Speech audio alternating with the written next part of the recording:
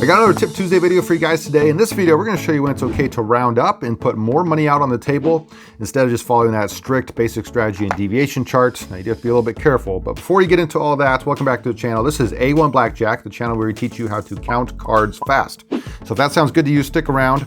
This is a tip that I actually learned from Spartan. I went down to Vegas and trained with him for a weekend or so. But anyway, before we get into this, you need to know that currently there are 45 cards in this discard tray, all right? So just to prove it to you, in case you want to count them out yourself. All right, I counted these a couple times earlier just to double check. But the running count right now, I believe, is at a +3. Okay, it's not a true +3 yet because there are 45 cards in here. We need 52, a whole deck, in order to divide. When we're playing double deck, I should also mention that this is double deck that we're playing here. So we've got through a little bit here, and I set up a scenario, a couple scenarios where we're going to see it's okay to round up. Now, let me get you some money to play with here. We'll give you a bunch of $1,000 chips just for the heck of it. All right, and let's say we're playing $1,000 a hand. Okay, or I guess to make this, you know what, to make this a little bit more realistic, let me give you 1,000 in black, and we're not quite at a true 3 yet. So let's say we're just below that at a true 2. We're going to be betting $200, right? Kind of 100 for each true count. Now, I set up a scenario, and in this first one here, we have a soft 19 versus a dealer's 4. All right, now it's tempting to double this down because it's not so much about your hand. Your hand's pretty good, but the dealer is likely to bust on this 4, and particularly when the count is high, which currently it's still at a +3, right? It was +3. Those two cards would cancel out, the ace and the 4. The 8, of course, is a neutral card. And when it's at a true count of +3, this hand calls for a deviation where we would double down, but we're not quite there yet. So why is it okay in this hand, what I'm going to teach you, why is it okay to round up a little bit and actually go ahead and double down? Well, two things. One, you are very close to that full deck. All right. In fact, some of you, if you don't have a trained eye, you might consider this to be a full deck, and you would call this a true 3 already. Okay. But for those of us who maybe can tell this is a little bit less than a deck, you know, take into account the cards on the table. You can always do that. That's one method to get a more true count, if you will, right? But it was at 45. This would be 46, 47, 48, 49. We are 3 cards away from a full deck. Very close. Okay, the second thing here is that when you have, this is kind of the main point I'm getting at in this video, is that when you have a true 2 or higher, you have the advantage, right? When you're playing blackjack, right? The advantage switches around a +1. For some games, a +1.5 or so. It switches from the advantage of the casino to the advantage of the player. That's one reason it's really low. That's one reason why blackjack is one of the best games to play.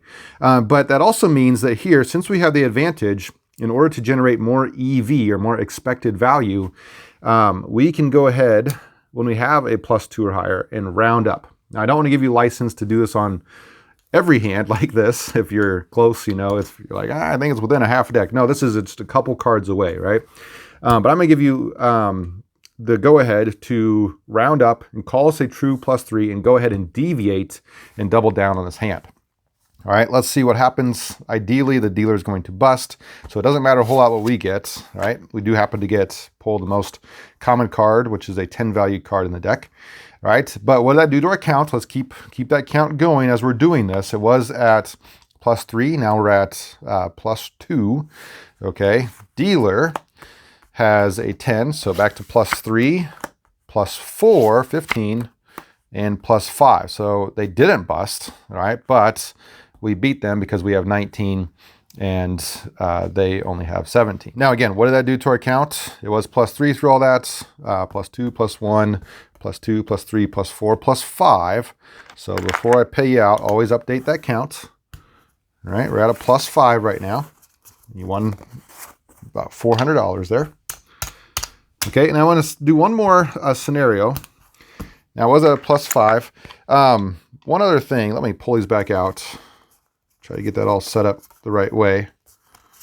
I think it was like this. Yeah. Okay, so it was at 45 decks at the beginning, or 45 cards at the beginning in that deck. So 45, 46, 47, 48, 49, 50, 51, 52. Now we are at a full deck that has been played here. Okay, and so now whatever our count is, which is a +5, that is a true +5. Okay, I don't have to do any more rounding because we are fully there. All right, because of that, let's bet $1, 2, 3, 4, $500 to correlate with our true count because the count did go up. And watch what happens on this hand. Okay, so first off, it was at a +5, now it's at a +4, which we know at a true count of +4, we can go ahead and split 10s versus dealer 6. All right, if you don't know that, against a 6, against a 5, and against a 4, you can split 10s against a +4, +5, +6 true count. They kind of are inverses there. All right, it is mathematically advantageous to do that at those true counts. Now, some people never split because they don't want the heat from the casino, but I'm going to show you for this video that it's okay here mathematically, and so I'm going to show you. All right, now when I split, remember our count was at a 5 and it dropped to a 4 because those two cancel and this one drops it to a 4. All right, so on this next hand, or this next card, now the count is at +3, okay, which is no longer advantageous to split against a 6. So even though you could, again, split to get 3, we are not going to do that, right? You have to take into account all the cards, including the ones on the table. So I'm going to stand, right, on this hand. Nice, you get 21. It's hard to beat that.